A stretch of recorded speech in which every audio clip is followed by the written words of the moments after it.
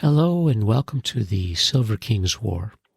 I'm Michael Sievers, the writer, producer, and creator of this podcast series about my father's Second World War as a B-26 bombardier. Today we continue in our review of Stanley's War. It's October of 1945. The Silver King has arrived in New York Harbor after his second Atlantic crossing, and has taken a train ride from New York City to Fort McPherson, Georgia, for his separation from the Army of the United States. The Silver King's official paperwork for his separation begins with a major heading: Army of the United States. Separation Qualification Record. Save this form. It will not be replaced if lost. This record of job assignments and special training received in the Army is furnished to the soldier when he leaves the service. In its preparation, information is taken from available Army records and supplemented by personal interview. The information about civilian education and work experience is based on the individual's own statements. The veteran may present this document to former employers, prospective employers, representatives of schools or colleges, or use it in any other way that may be beneficial to him. The form begins, Item 1, last name, first name, middle initial. Silverfield, Stanley L. Item 2, Army Serial Number 0765449. 3. Grade, First Lieutenant. 4. Social Security Number, omitted. 5. Permanent Mailing Address, 3833 Glenwood Avenue, Birmingham, Jefferson County, Alabama. 6. Date of entry into active service, 15 January 1944. 7. Date of separation, 19 November 1945. 8. Date of birth, 23 April 1923. 9. Place of separation, Separation Center, Fort McPherson, Georgia. Military occupational assignments, items 10, 11, and 12. 8 months as a First Lieutenant Bombardier, parenthetical 1035. 12 months First Lieutenant Navigator Bombardier, parenthetical 1036. Summary of military occupations, item 13. Title, description, related civilian occupation. Navigator Bombardier.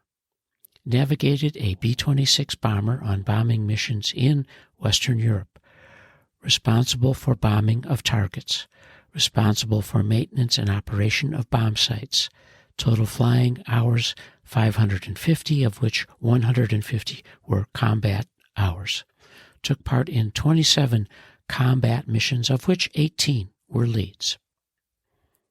Military education, item 14. Name or type of school, course of curriculum, duration, description. Army Air Force Bombardier Training, 38 weeks. Instruction included a study of bombing and operation of bomb sites, navigation, and flexible gunnery. Item 15. Highest grade completed, 1 year of college. 16. Degrees or diplomas. Diploma from high school. Item 17. Year left school, 1941. Item 18. Name and address of last school attended. University of Illinois, Champaign, Illinois. 19. Major courses of study. Accounting. Items 20 and 21. Other training or schooling, none. Item 22, under civilian occupations. Title, name and address of employer, inclusive dates and descriptions. Student, college. Attended University of Illinois from September of 1940 to May of 1941. Took courses in accounting and regular freshman college courses. Item 23, Additional information under remarks, none. 24. Signature of person being separated, Stanley L. Silverfield. Signature of separation classification officer, Paul C. Cox. 26. Name of officer, Paul C. Cox, 1st Lieutenant, Air Corps. The Silver King's separation process was 2 days, October 13 and 14, 1945.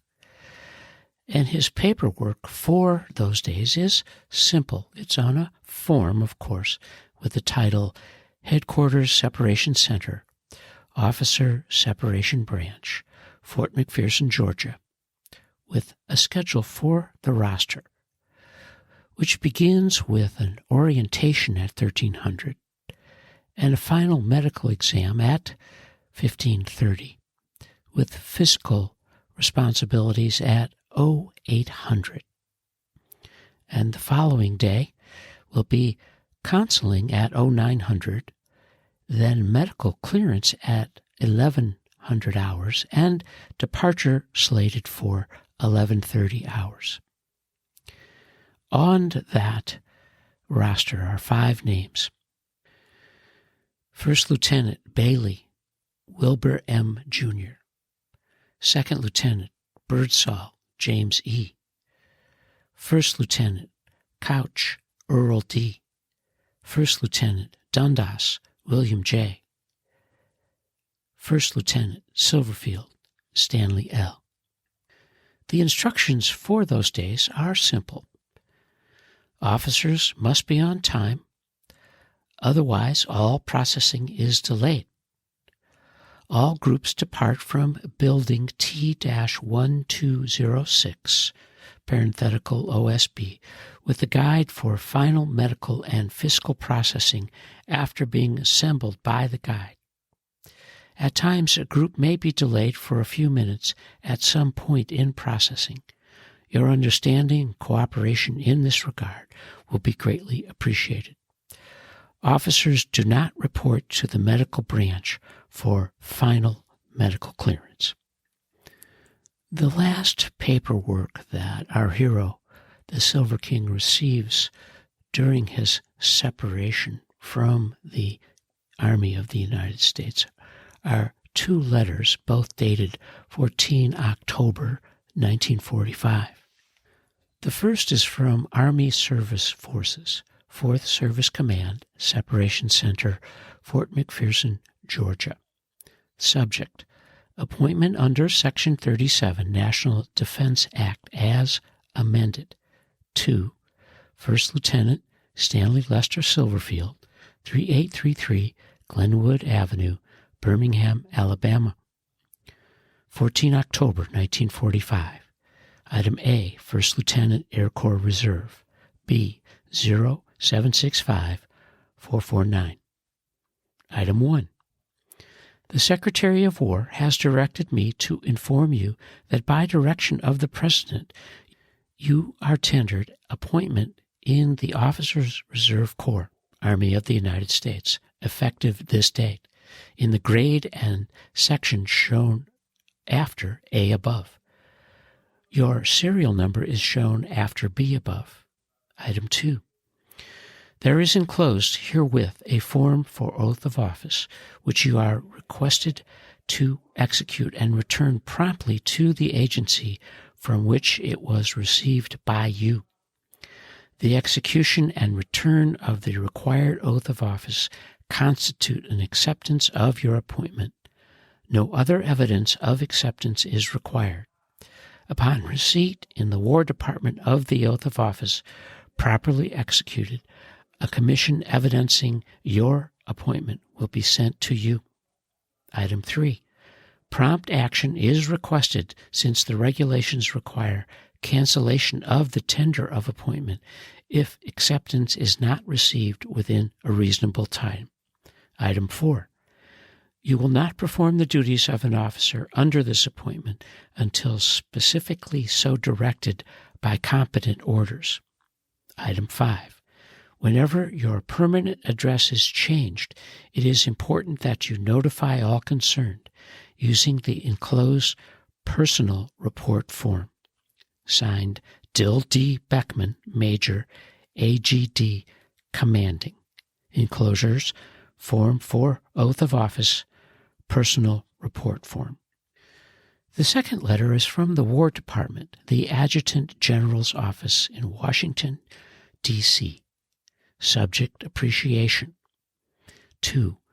First Lieutenant Stanley Lester Silverfield, 0765449, Air Corps Reserve, 3833 Glenwood Avenue, Birmingham, Alabama. 14 October, 1945. Item 1. It is desired to express to you the appreciation of the War Department for your continued service to the national defense by your acceptance of an appointment as an officer in the Reserve Corps. Your aid and that of the other veteran officers who, like you, are displaying an active interest by remaining in the Reserve will be invaluable in building and maintaining a sound and effective post-war Army.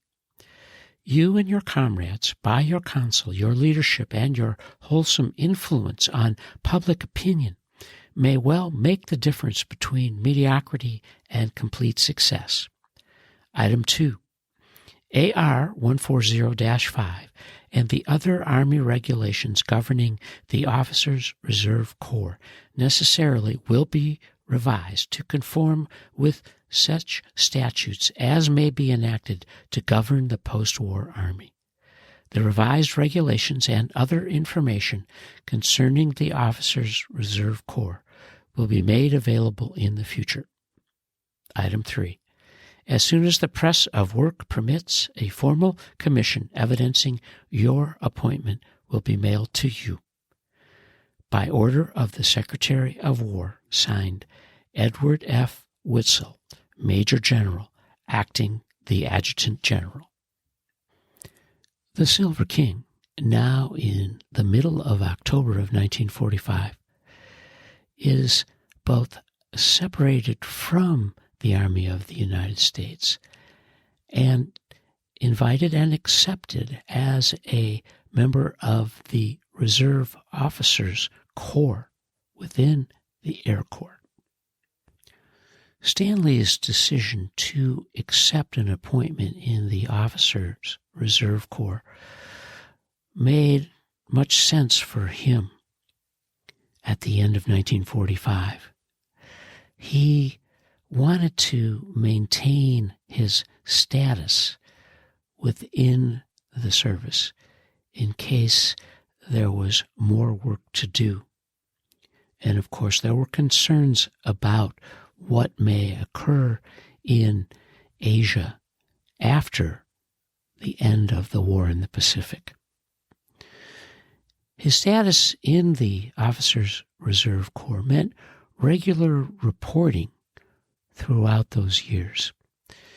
And one of the things that he decided to do, which made much difference for him in terms of remaining available but not serving, was to find a post-war role as a civilian in an essential job.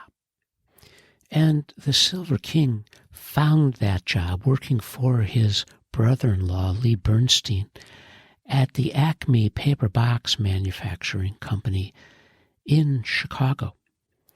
Stanley's plan after separation, of course, was to first return home to a big welcome in Birmingham for days and weeks with his family and Ida's home cooking before he would move north to the bright lights of the big city he loved so much, Chicago. And as our hero, the Silver King, arrives in Birmingham to celebrate Thanksgiving with the warmth of his folks and his extended family of aunts and uncles and cousins, we have reached the end of this episode of our review of Stanley's War. and you are listening to the Silver King's War.